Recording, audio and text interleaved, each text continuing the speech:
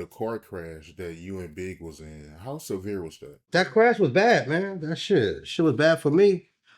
Shit, I lost 4 of my teeth from that crash. You know what I'm saying? Like, and his leg got messed up really bad in that crash. So we had to have like a whole rod in his leg. You know what I'm saying? Like with 2 pins in his leg. You know, he had to do therapy for like he couldn't walk for like 6, 7 months. You know what I mean? That shit was real. So he was just, he was on bed rest for about 5 or 6 months. You know, just sitting up. You know, got to go through therapy. You know, rehabilitation center. You know what I mean? That shit was real. We just had got arrested. Me and him and my boy Money L, we got arrested the day before that downtown Brooklyn. We was parked on the side block downtown. Police pulled up, and seen the blunt clip in the car. Locked us up, took the car, took us to the precinct. They let us right out though after a few hours. Just took our fingerprints and all that. But when they gave us back our truck, we had a Lexus Land Cruiser. When they gave us back the truck, it wouldn't start. So now we outside the precinct downtown. We call Un to come pick us up. So we towed the car. Un went and picked us up, took us back to Jersey. When we got to Jersey, the dealership we used to get the cars from, he told Big to come down tomorrow and come get a loaner's car till we fix your car. So when we get there, they gave us a aluminum van, right? They're like, yo, y'all want to just take this. And I'm throwing a fit, like what? Like, nah, give us a Lexus. We brought a Lexus in here. Let's get that. And then Big was like, nah, this is cool. Let's ride low key for a little while. Like this is cool. And I'm like, you sure? He was like, yeah. I'm like, all right, you know what I'm saying? Like I was cool with it too. I wasn't tripping about it. And then the dealer we used to get the cars from was like driving us out the dealership. And when he took us out, I ran into the back of him because the brakes is already messed up on the car. And I'm like, yo, B.I., this shit ain't, it ain't right. He was just like, let's just drive. Don't worry about it. Just be light on that shit type thing. I'm like, all right. You know what I mean? And we was driving around this exit to get on to get to the toll, to get to the turnpike. And when I was going around it, getting off this exit, the car just sped out, dog. And we went and went across the divider and hit the other divider on the other side of the highway. Ran like dead smack into it. My face hit the steering wheel. His knee hit the front of the car, and that's how that happened. So and Charlie Baltimore was with us, and she almost went through the front window, like just from the impact. You know what I mean? And she like flew and hit her head on the front window. So yeah, you know what I mean? It was a little serious. But he the one that got like damaged the most. Like that leg, that fucked up his leg. I wasn't that bad. I just had a few joints that were just like bent up because my mouth was swollen as from my face hitting the steering wheel. And she had like some cuts in her head from hitting the window. But they had to take the door off to get him out because he couldn't move his knee. So they had to like damn near take the seat out because they couldn't pull the seat back and had to pull the fucking the door off to get him out. And his shit was fucked up. His leg, yeah. That was so bad. And I felt like shit. But you know what? He was just like, yo, little bro, don't even worry about that. That ain't your fault. That was inevitable. Something would have happened. Don't sit there and stress yourself out and cry about that. You know what I mean? Type of thing. Like, we because I was young, man. I felt like, oh man, like dog, you know what I'm saying? Like, I did this to B.I., man. I can't believe this shit. He was just like, don't worry about it. Go get your teeth fixed though. You worrying about me, I'm gonna be all right. Go see about that and make sure you good. You know what I mean? So yeah, but it was serious though. You know what I mean? That yeah, he had to sit up for like about 7, 8 months. You know what I mean? He never recovered from that. Of course, unfortunately, he passed. You know what I mean? So, he was still walking around with the cane and he was in a wheelchair for a while. So yeah, that shit was a little crazy. So that's why Big had that cane in LA. Yeah. He just started walking in LA. He wasn't walking for a minute. He started walking in California. Because he was still in the wheelchair for a while. Then when we got that cane, he started to walk on that like freely. Then he stopped using the cane. If you look at the Hypnotize video, there's a portion in that video in there where him and Puff was walking away from the car in the garage. He got no cane in his hand and he walking. You know what I mean? So this is around the time where he started to walk without a cane. So he was just like the leg was just starting to really like, starting to heal and shit, man. You know what I mean? So yeah, that didn't last long. He got a tattoo when he was in LA, right? Yeah. And I'm Psalm 27.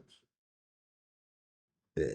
Him and We all were supposed to get it, but I went to do a show with I think we went to go do the Essence, or we was doing what's the other thing they do in New Orleans? You got the Essence Festival, and what's the other one? You talking about Mardi Gras? Mardi Gras. Mardi Gras. So it's one of those I had to do with Kim. And he flew me out there to go do this show with Kim, and he was like, "Yo, I'm flying you right back." So I think he was out there for like 2 days. And when I came back, him and Rock had already went and got the tattoo. A Psalm 27. Him and the guy, and I got mine after he passed.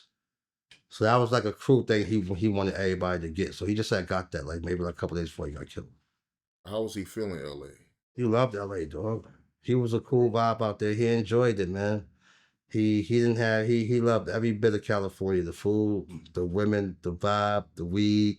You know what I'm saying? Like that was the place he wanted to be. He could have left if he wanted to. And people don't know, because everybody was talking about all the stuff that was going on, with the East Coast and West Coast thing, with the Tupac thing, like why he was out there. He wanted to be there. And we was there almost 2 months prior to that. Like we was there I think we was already there for 2 months at that time.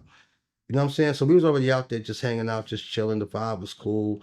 Of course, you would hear people yell Westside every now and then. You know what I mean? Like, but nothing where you felt like it's harmful or you shouldn't be here. But you know what I mean? Like, you think in hindsight and you think about it now, it's like, maybe that wasn't a good idea. But we was with him, and that's what he wanted to do, and we were just following suit with him. And it was, the whole city. It wasn't like the whole Cali didn't mess with you. We just had an issue with a certain group of people there, but we were still getting love out there. But outside of that, that's just somewhere he wanted to be. He wanted to be in LA. He enjoyed it. He enjoyed it out there.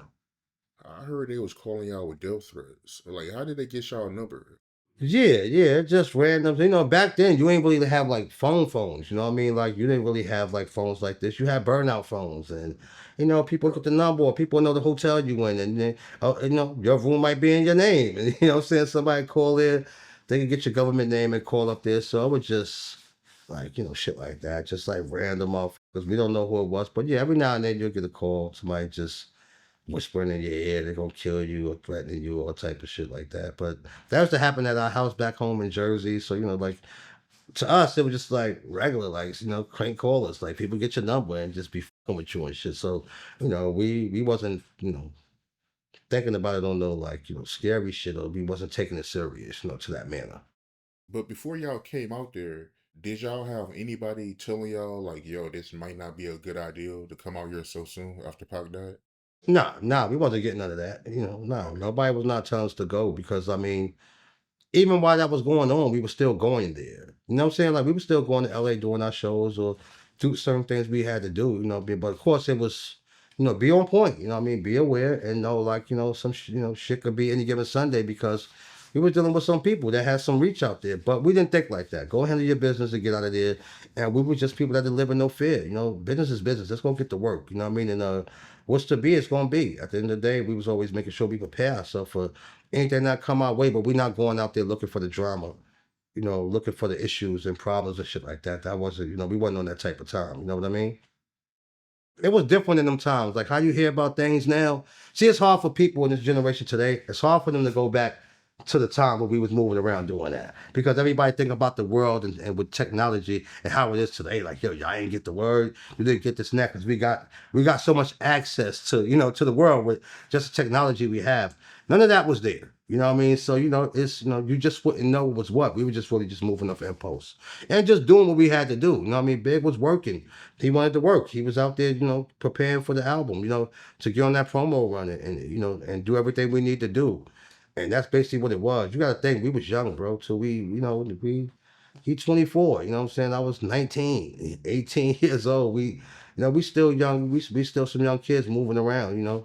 Just like not knowing better or not knowing the situation. Maybe we'd have took it more seriously had we known more. But we were just young, dog, just experiencing life, man, and just living. And that's the consequences of that. Shit happens. You know what I'm saying? Yeah, I heard that Snoop, he was trying to get in contact with y'all, right? When y'all was in LA. Nah, I never heard of that. When we first got to LA, when we first went there the first day, we went to the studio. Daz was at the studio.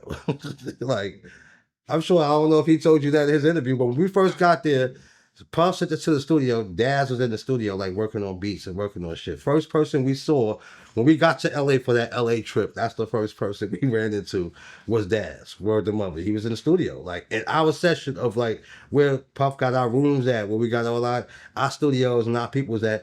Daz was in there working on shit. You know what I mean? Like on some real like love, cool shit. Like we didn't, we didn't think about it no way. We sitting there vibing, getting high with him. He playing big beats, and we just on some chilling shit. So nah, I didn't hear nothing about Snoop trying to. Nah, I didn't hear about nothing like that. And we was out all over LA when we was out there. They had a bar called Bar 85. We was in that shit. We was in LA. What's the LA Live, the House of Blues, all them spots that was on Sunset, like going out, bumping into MC Ran, all type of people. And it was nothing but love, dog. Nothing but love. You know what I mean? Like it wasn't like we was bumping into LA artists and they was on some, bullshit like everybody was like just showing genuine love. Like, what I mean? It wasn't, wasn't no shit. We wasn't getting into nothing like that. The only time we felt like, the only time it was a problem was the day he passed. That was it. Other than that, everything else was kind of smooth out there to us. Really. I never knew that. So when y'all went out to LA, Daz, he was the first person y'all saw. He was the first one we actually saw when we got to that studio. Daz was sitting in there like by himself too. Ain't like he had a crew of dudes. He was in the studio room, like I guess working on some beats, but he was in there by himself. Like and he was in like a Puff session. It was like a bad boy like record. We had like most of the rooms in there, and Daz is in there by himself, just chilling, working on shit for real, for real. I never forget that. We always talk about that when I see him.